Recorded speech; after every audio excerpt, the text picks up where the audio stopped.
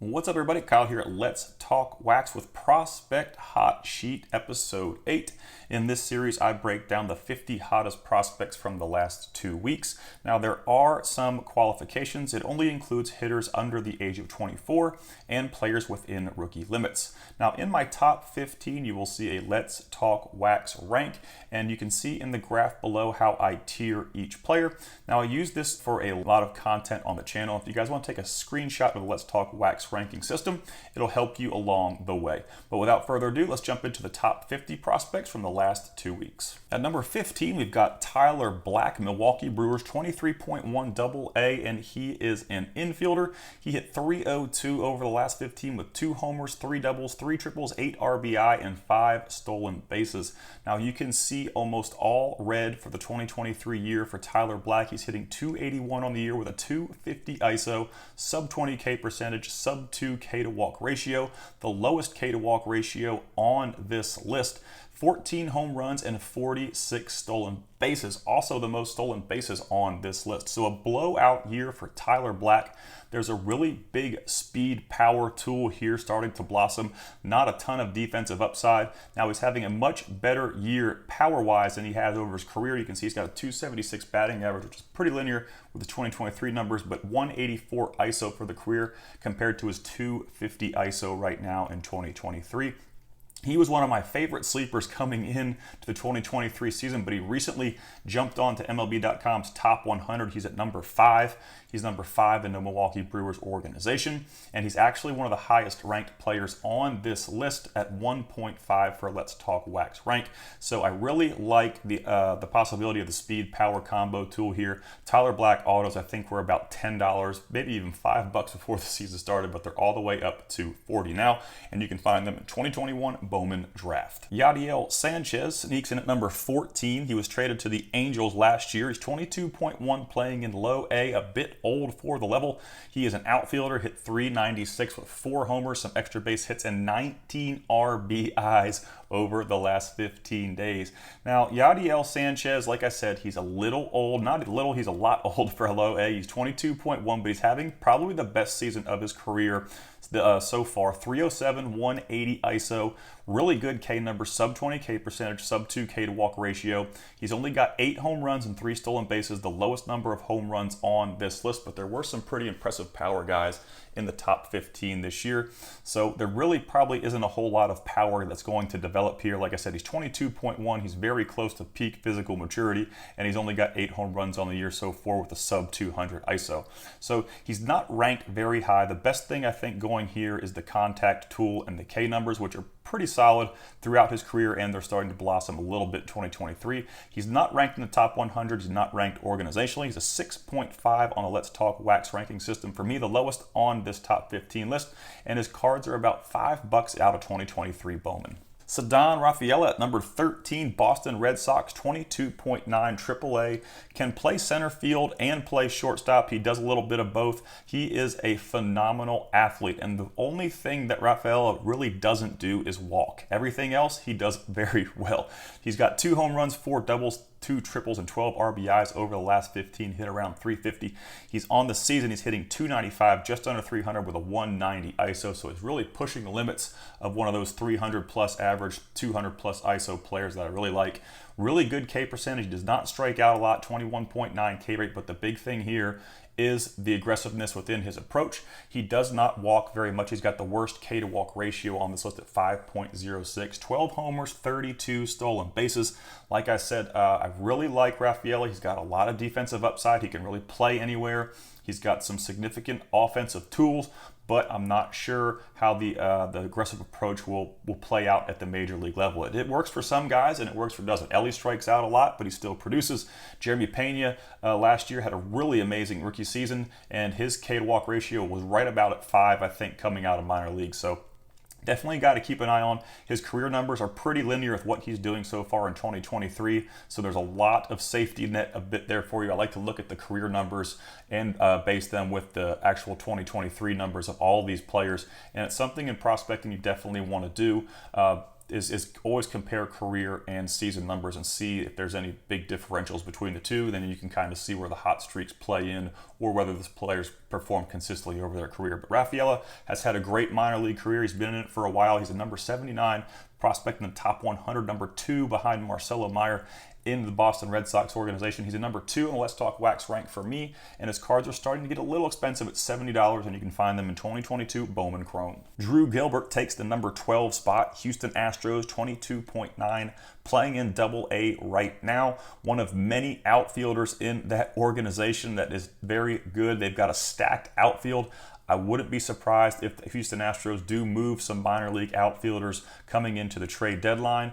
We did just see Luis Angel Acuna get traded to the Mets for Max Scherzer yesterday. So some things are going to start to shake up here as we approach the trade deadline. But 356 batting average, 3 homers, 4 doubles, 6 RBIs over the last 15. Over the season between high A and double A, he's hitting .277 with a 186 ISO.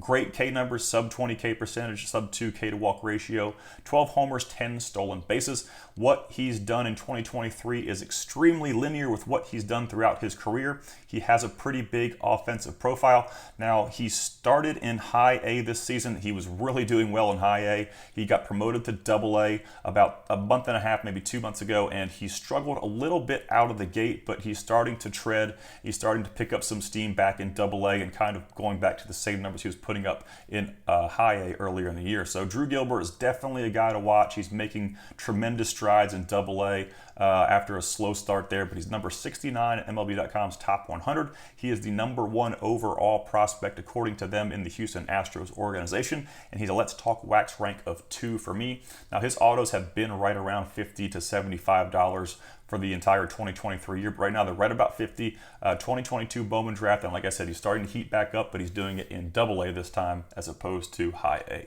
At number 11, we have one of the rocket prospects from the 2023 season, Gabriel Gonzalez, Seattle Mariners, 19.5, recently promoted to high A outfielder. Hit .294 with 5 home runs and 12 RBIs over the last 15 days. Now, Gabriel Gonzalez is having a breakout year.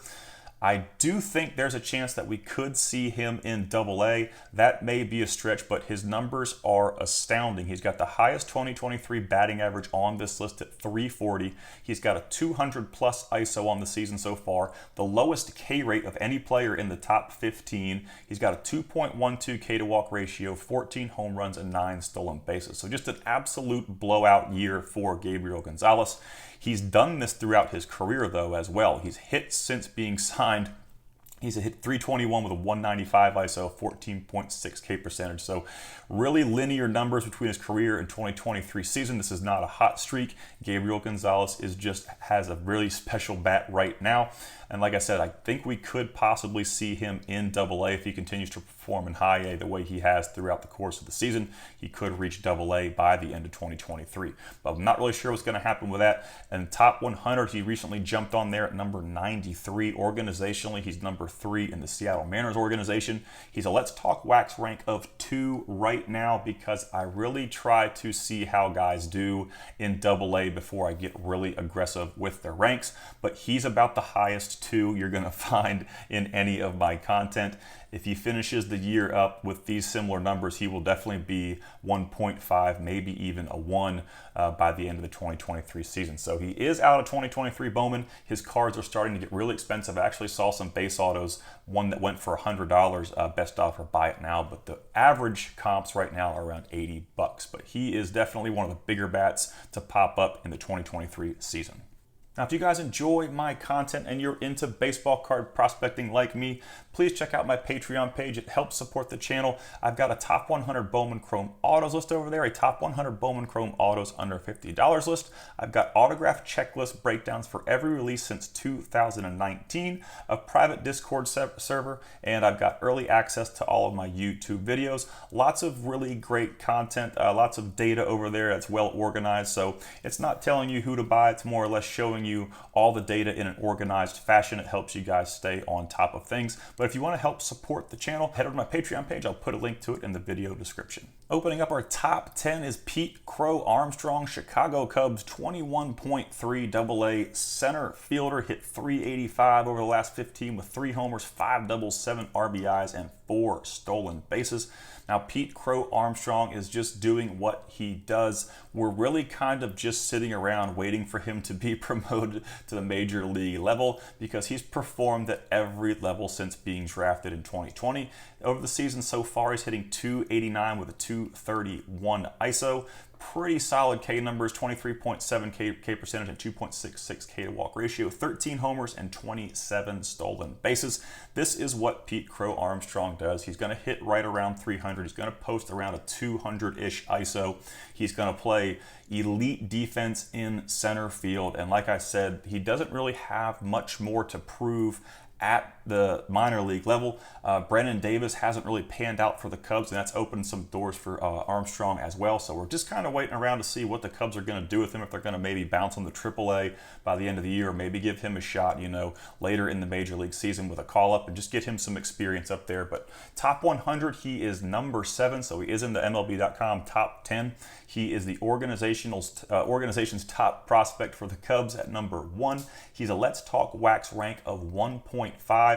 His cards are very difficult to find, and they're also very expensive. He's out of 2020 Bowman draft, and his base autos are selling for around $200 right now. Junior Severino brings us to number 9, Minnesota Twins, 23.9, so he just barely qualified for hot sheet next month. He will not qualify.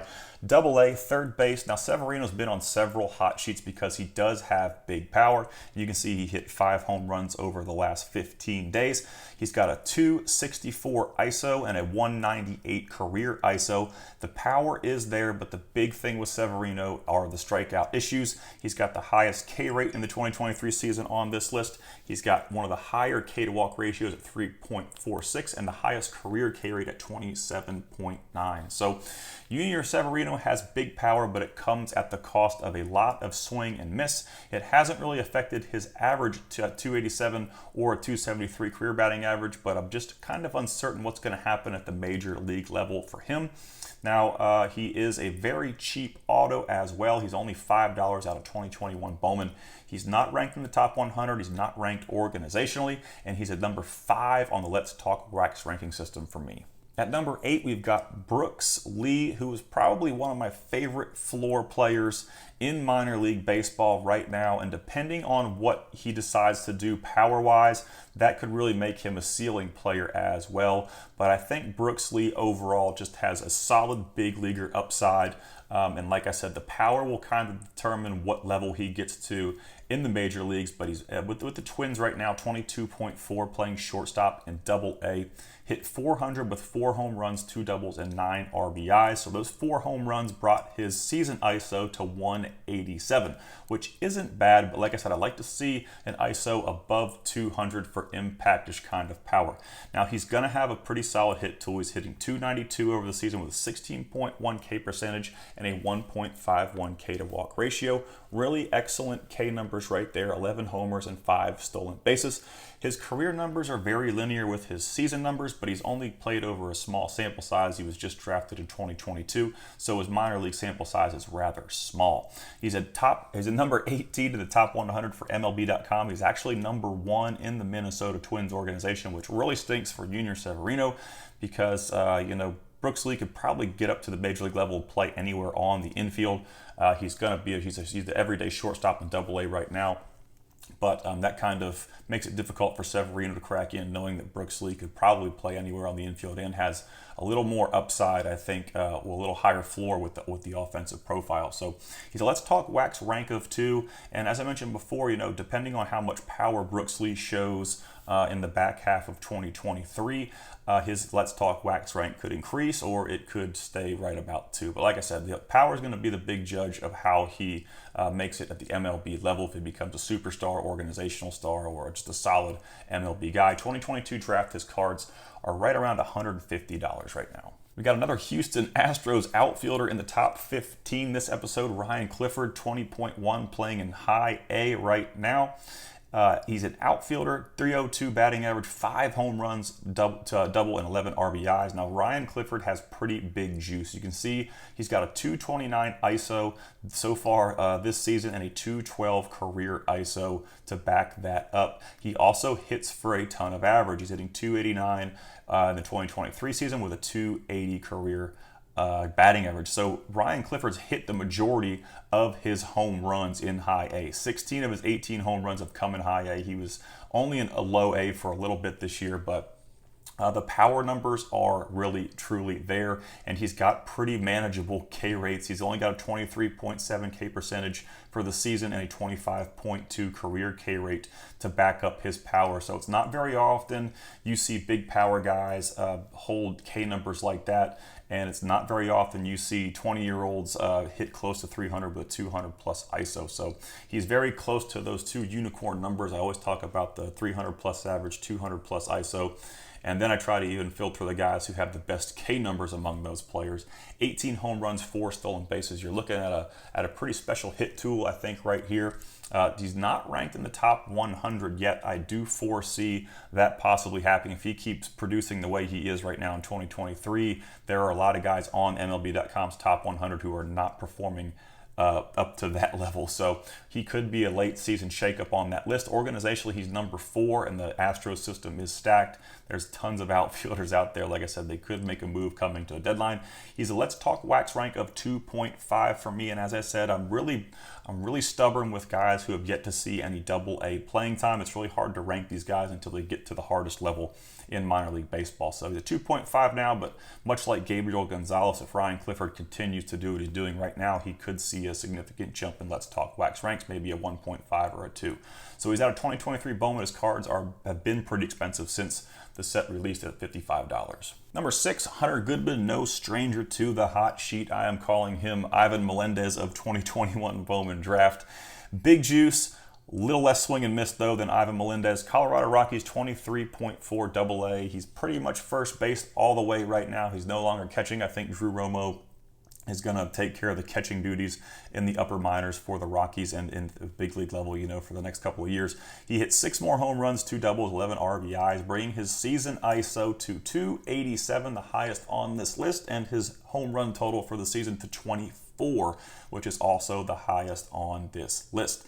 Now, Hunter Goodman has hit for the lowest amount of average so far in his career in 2023 in AA, but the power numbers have not been affected. He's got pretty manageable K numbers for a guy who's pretty much going to be in that slugger-ish category. You look at a guy like Xavier Isaac, who's a little older, but these guys are first basemen with tons of juice, and the K numbers are really going to dictate how much of that power they get to. So Hunter Goodman, for his power, has really good K numbers, so he could get to a significant amount of juice at the major league level possibly.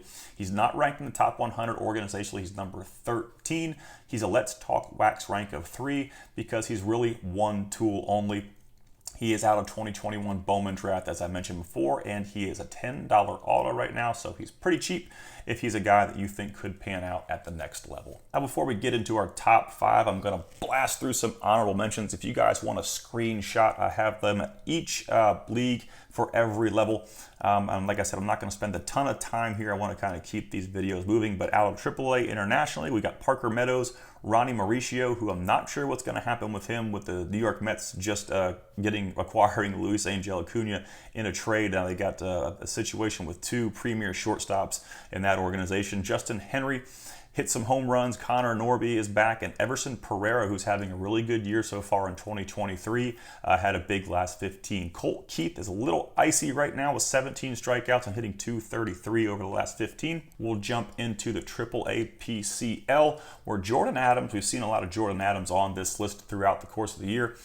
He's having probably one of the better seasons of his career, and he's kind of pounding on the door into the major leagues, but this is going to be his last appearance on the hot sheet at 23.9. Lawrence Butler, who has another guy who's had a breakout year in 2023, and Daryl Hernandez, a guy who I think's got a pretty high floor, and it's a much better situation for him in Oakland, where he could see some significant time at the MLB level because it's not as crowded as Baltimore's infield. Ryan Bliss has finally cooled off just a little bit, hitting .171 with 7 strikeouts over the last 15 in AAA. Over in the AA Eastern League, Jose Tena has come back from the dead. He had a big last 15. Nathan Hickey, a guy who I think is is going to turn out to be a sleeper prospect here in the future. Wensiel Perez was just called up to the MLB, but I did put him on the hot sheet because he had a good last 15 in Double-A. Jackson Holliday, I think, will be on the hot sheet until he gets promoted to the MLB. Jordan Beck is hitting really well right now in Double-A. His bat is hot and it's filled with juice. Warming Bernabel has done his rehab stints, and he's performing well back up in Double-A with 3 home runs over the last 15. I'm really glad to see him coming off the injury and having success. And Julio Carreras, who does sometimes sneak on this list, 23.6 Double-A, had 2 home runs as well. Now, Nick York is starting to cool off a bit as we go into the post-All-Star break season. Second baseman with Boston Red Sox. I think everybody in the hobby pretty much knows who Nick York is by now. He's a little cooled right now out of 2020 draft. Out of the Southern League in Double-A, Jose Rodriguez, Chicago White Sox, had 2 home runs. B.J. Murray Jr., a first base only, pretty much bat only, had 3 homers as well.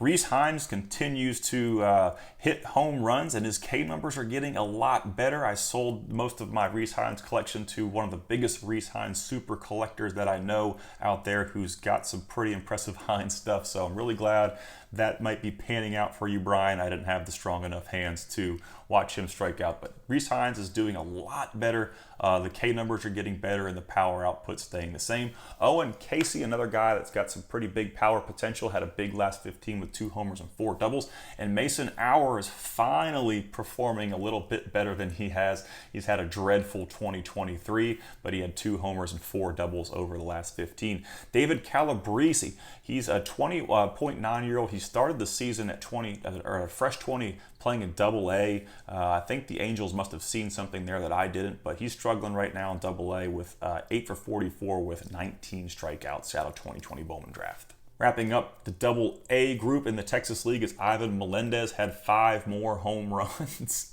And that seems like all he does is hit home runs. He probably could have been in the top 15, but there was some serious competition there this episode. Davison De Los Santos is kind of coming back. He's been struggling a little bit this year. 2 homers, a triple, 2 doubles, and 10 RBIs. If he can get hot in the back half, that will definitely improve his numbers after a slow start in the front half.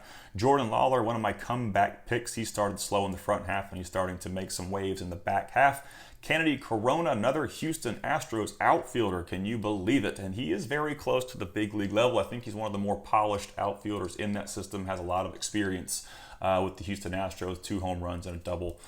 Victor Scott, one of the fastest guys in the minor leagues. He only has 1 player ahead of him, Chandler Simpson. He is second place in stolen bases, but Chandler Simpson stole 90% of his bases in low A, and Victor Scott stole all of his bases in double A. So if I had to pick between the impact speed, I would definitely go with Scott. Even though he's behind Simpson, he's done it all at the double A level, and the hit tool is starting to show up as well. Luis Angel Acuna, in his last 15 days as a Texas Ranger, is starting to heat up, and he is now officially a New York Met. Jackson Merrill, San Diego Padres, starting to heat up as well. Elias Leonard and Tommy Sagasi, one of those players that I thought we may see move. I really thought that Angel Acuna was going to be off limits for the Rangers, and I really thought we'd see a guy like Sagasi maybe go, or a guy like Foscue, but they moved Angel Acuna, and Sagasi's continuing to hit. Now Diego Cartaya is still stinking it up in 2023, but Dalton Rushing is also struggling right now. So the 2 top catching prospects in the Dodgers organization having a little bit of struggle right now, and we'll have to see what happens as we enter the end of the season. In the Sally League in High A, we've got Hal Yu Lee, Brock Jones, Cameron Colley, Jace Bowen, Dominic Keegan, Nacho Alvarez, Drew Baker, Dylan Beavers, Kendall Simmons, Jacob Melton, Spencer Jones, and Dalen Lyle, all having big last 15 days. TJ White has stayed absolutely ice cold in 2023. A bat that I thought may have some upside, but it really looks like he's struggling right now. In the Midwest League, we got Nathan Martorella, who could have been in the top 15. He was a guy that I had originally slated for the top 15, but when I went back over all of my data, I did bump him back into the honorable mentions list. So we'll call him one of the top honorable mentions. He's kind of a sleeper, but I'd like to see what he can do in Double A. He's a little bit old for High A. Jace Young is starting to pick it up a little bit. Dion Frias out of 2023 Bowman starting to pick it up a little bit. There's some rumblings about him in some of the hobby groups that I'm in. Kevin Alcantara has had 3 doubles and hitting 400. Not really producing all the power that people thought he would, but like I said, there's still a gap between him and his ceiling. He hasn't really quite filled out physically yet. He hasn't hit quite quite hit physical peak maturity. So we'll have to see what happens with Alcantara. Moises Ballesteros, one of my favorite bats in the lower minors as far as catchers go. He can really hit. Milan Tolentino sneaking on here from 2020 Bowman draft, and Carter Jensen. Edwin Arroyo is finally performing a bit better. He had a slow start in 2023 as well. And Jay Allen continues to struggle in high A with 20 Ks, hitting 191 over the last 15. In the Northwest League in high A, we've got a trio of Blue Jays: Cade Doughty, Josh Kusevich, and finally Gabriel Martinez, who's turning out to be a pretty big bat out of 2023 Bowman. We've got Grant McCray, who usually pops on this list almost every week in the honorable mention slot. Cole Young is starting to heat up, and I talked to the guy, I don't know if you guys know, the Enforcer 149. He pretty much is in charge of our Discord server over on the Patreon channel. He does a lot of really good work in that server with like prospect updates and who's hot, who's cold. And he's a really great guy to have on board and have on the team. And he was talking about how high A Everett is kind of a launching pad for a lot of prospects because it's very hitter friendly. And you saw Jonathan Clase have really good success at high A, and when he got promoted to double A, he kind of slowed down. But so far right now, we want to look at Gabriel Gonzalez is having a great year. He started in high A, and Cole Young also, like I said, having a great time so far in high A over there at Everett, where they're both really hitting. So something to keep in mind when a guy's really producing in low A. He talked about maybe buying into that because there's a very good chance they're going to have success in high A at Everett. But thanks for that knowledge, Enforcer. You were much appreciated. Warner Blakely out of 2020 draft is struggling, 4 for 26 with 16 strikeouts. We're going to jump into low A, where Jefferson Rojas is heating up. Chicago Cubs, 18.2. Very young player, hit 3 home runs, and he's growing into some early power. Jace Avina, 2 homers. Dari Lorenzo, shortstop, had 2 doubles, more of a hit tool there. And Cutter Coffee is finally making his first appearance, I think, ever on Prospect Hot Sheet out of 2022 draft. Out of the 2021 Bowman Chrome group, there actually were several players from the 2021 Bowman Chrome checklist that did have a solid last 15 days, but Armando Cruz was not one of them. He's still 19.5, but he had 8 strikeouts and only had 5 hits over the last 15 days. In the Florida State League, we got Jet Williams with a home run and several extra base hits. Christian Santana, a guy that I really liked about 2 years ago. I really enjoyed the power that he put up. He had about 8 home runs as a 17-year-old in the DSL, and when he came stateside, he really started to stink it up. And he's had a pretty bad season last year and even worse season this year, but he did hit 3 home runs over the last 15. He's still under 20 years old. Carlos Jorge had 2 home runs. Termark Johnson, 3 home runs. He's got big power, and he's only 19.1. Yordani De Los Santos is starting to adjust to A-ball at 18.4, one of the younger players in that group, and low A had a home run. And Juan Bin Cho is going to be about 20, playing in A-ball, had 2 home runs and several extra base hits. Now Hector Rodriguez, who has been on fire so far this year for the Cincinnati Reds, he is slowing down a bit with a 156 batting average over the last 15 and 14 strikeouts. In the California League, I'm going to talk to you about all the 2021 Bowman Chrome guys I said that were doing well. Wilman Diaz, Luis Rodriguez, Pedro Pineda, all the big poster children for that release are having a big last 15 days. Diego Velasquez, San Francisco Giants, there's a lot of people that are on to him. He's got a pretty significant hit tool. I'm just not sure how much power he is going to tap into. Nelson Rada, one of the youngest players in low A at 17.9, had 2 doubles and 15 hits. Michael Arroyo is slowing down a little bit, 18.7 shortstop. He's hitting 125 over the last 15 with 11 strikeouts. And on the ice cold list of this group, Michael Arroyo, Seattle Mariners, 18.7, has 11 Ks and only 5 hits over his last 15. Coming out of the Complex League in DSL is Jackson Chourio's younger brother, Jason, who has a super plus hit tool but may not quite grow into the power that his brother does have at the moment. 18.1 playing in the Complex League. I think he's hitting like 380 right now in the Complex League. He's a very contact-oriented bat who takes a ton of walks and rarely strikes out. Dylan O'Ray had several extra base hits, and Lazaro Montes with 3 home runs. Ryan Reckley continues to just fall apart in the 2023 season with 12 Ks and only 2 hits over the last 15 days. Now, starting off, our top 5 is Angel Martinez, Cleveland Guardians, 21.5 switch hitter, AA, plays pretty much anywhere on the infield. He had 5 home runs over the last 15 days. Now, Angel Martinez was a guy, when I first started the Let's Talk Wax channel, I wasn't very busy with it. It was more of just a hobby and something I did every now and then. And when I was back then, I did do a lot of buying and selling. But now that the channel has grown and my responsibilities have grown with it, my buying and selling is very limited. I rarely have time to buy and sell because creating content has kind of become my way to stay in the hobby. But I do have a huge stash of Angel Martinez that I bought back in 2021. Now, I still think he could make the major leagues. I'm not sure he's going to be a major league impact major leaguer like I thought he was, but he is having a okay season. His early days in the minor leagues were a bit better than what he's doing right now, but a 250 average in AA, the lowest ISO on the list, okay K numbers, 10 homers, 9 stolen bases.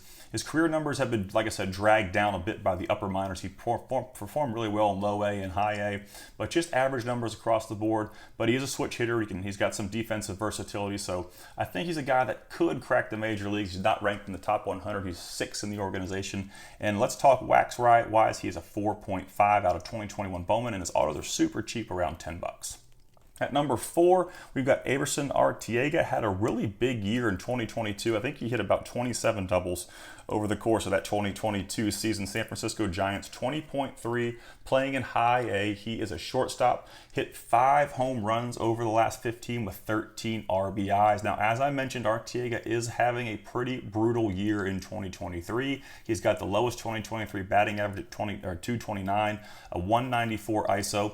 He's been a fringe K-er throughout his career. He's got a 26.4 K rate in 2023, and over his career it's a 27.7. So there is some swing and miss, but I think there's also, this is going to be a guy that's going to grow into some pretty big juice. Like I said, he had about 27, 28 doubles last year, and he was only 19 years old. So kind of like what Jordan Walker did in the minor leagues, he hit a ton of doubles, and when he gets to peak physical development and, really starts to hit the ball even harder, those doubles could turn into more home runs. And he's obviously starting to do that with 5 home runs over the last 15. But there is a bit of risk here, like I said, because his performance has been kind of like a roller coaster, and there is some swing and miss tendency there. But he's not a top 100 prospect. Organizationally with the Giants, he's number 7. He's a 3.5 on the Let's Talk Wax rank, and he's out of 2022 Bowman, which is going to be super expensive right now because there are a lot of guys like McLean and Ellie in that release that are really doing well. $15 auto for Averson Arteaga. At number 3, we've got Samuel Zavala, San Diego Padres, 19.1, playing in low A. He is an outfielder, had 4 home runs, 4 doubles, 13 RBIs, 16 walks, and 4 stolen bases over the last 15. Now, Samuel Zavala's numbers, if you look at his 2023 numbers, if you look at his career numbers, they're really not video game-esque as you think, some of these minor league superstars like Jackson Chourio, and guys like that may have. But he's been challenged pretty aggressively throughout his career. He's never really had an easy assignment, and he's performed pretty well. Now, if you look at his career, a 279 batting average and a 204 career ISO are pretty impressive for a kid who's only 19 years old. So he's clinging close to a 200 2023 ISO as well. Hitting for some average, he's got pretty solid K numbers, 12 homers, 18 stolen bases. Samuel Zavala is not a top 100 prospect, and I would kind of like to throw the word yet in there because I think as he gets closer to physical peak, there's going to be some power in this bat. Like I said, he's got a career ISO of 204 as a 19-year-old, just turned 19 at 19.1. Organizationally, he is number 5. I put him at a Let's Talk Wax rank of 2 right now, and that could kind of go either way. Like I said, it's really hard to rank guys who play in the DSL Complex League or Low A. It's even hard to rank guys who play in High A because when they get to Double A, it's just such a jump from High A to Double A that's really difficult to see. How much of a gap that is. It's hard to explain that when you look, but when you look at the stats that I look at a lot, you see how guys really tend to struggle at the Double A level. But he's a 2 right now, 2022 Chrome. His cards are about $90. He's got base auto redemptions, and everything else above his base auto is live. I'm not going to spend a lot of time on Jackson Chourio at number 2. I think everybody knows the sky is the limit for this kid. 19.3 Double A center fielder. 3 homers, a triple, 5 doubles, 13 RBIs, 8 stolen bases, 442 over the last 15, 19.3 in Double-A. Some of the biggest juice in Double-A as a 19-year-old. The hit tool is there. The K rate is great. There's really nothing that I can find bad about this kid. And when, especially, you look at his numbers, and if he was a 21-year-old, they would still be pretty solid numbers for Double-A, but he's only 19.3. So I don't think it's a matter of if with Jackson Chourio. I think it's a matter of, how high, how big of a star he becomes at the major league level. He's the number 2 overall prospect in MLB's top 100 behind Jackson Holliday. He's organizationally the number 1 prospect in the Brewers organization. He is one of the elite tier rankies for me, along with, I think I only have 3 elite tier rankies right now in my breakdowns. I think it's Jackson Chourio, Jackson Holliday, and Junior Caminero are my 3 elite guys. I may be missing one. But those are 3 guys that I think are really going to be solid, down the road. Caminero's kind of the fringy one. He's struggling right now in Double-A. But 2022 Bowman Chrome, his first Chrome autos are around 375 right now. And like I said, with Jackson Chourio, I don't think it's a matter of if he makes the major leagues. I just think it's a matter of how big of a star he becomes on that level. At number 1, we've got Masyn Winn, St. Louis Cardinals, 21.3, playing in AAA right now. He is a shortstop. 5 homers, 5 doubles, 2 triples, and 14 RBIs over the last 15. So a big 2 weeks for Masyn Winn, and he's been pounding on the door for the St. Louis Cardinals to get to the MLB level for about 2 years right now. He really exploded last year. He's got about 2,000 minor league plate appearances, a very well-groomed minor league player who I think just needs a shot. He's kind of like Pete Crow Armstrong. When's he going to get his shot? That's kind of what we're all waiting for, and to see what he does at that level. Over the course of the season, he's hitting 284 with a 185 ISO, excellent K number, sub 20 K percentage, sub 2 K to walk ratio, 16-16. He's probably going to be a 20-20 guy, 20 home runs, 20 stolen bases by the end of the year for sure. Career-wise, he's pretty close to being on plane. He's only got about a 10-point difference in batting average and 20-point difference in ISO. The K numbers have been solid throughout his career. He's a top 100 prospect at 42. He's number 1 organizationally. And like I said, it's kind of just a matter of how they can fit Masyn Winn into that equation in St. Louis, and like I said, he's probably going to make his major league debut, I would assume, in 2023. He's a Let's Talk Wax rank of 1.5. He does not have a first Chrome auto. He's out of 2020 Bowman draft, and I think his first Chrome cards are selling for about $5 right now. Now, as I mentioned before, if you guys want to help support the channel and you are into Bowman Chrome autographs and prospecting like me, check out my Patreon page. I've got tons of data over there. It's very well organized. It will save you a lot of time checking all of your own stats for players. I got a top 100 Bowman Chrome autos. Let's say top 125 Bowman Chrome autos under $50 list.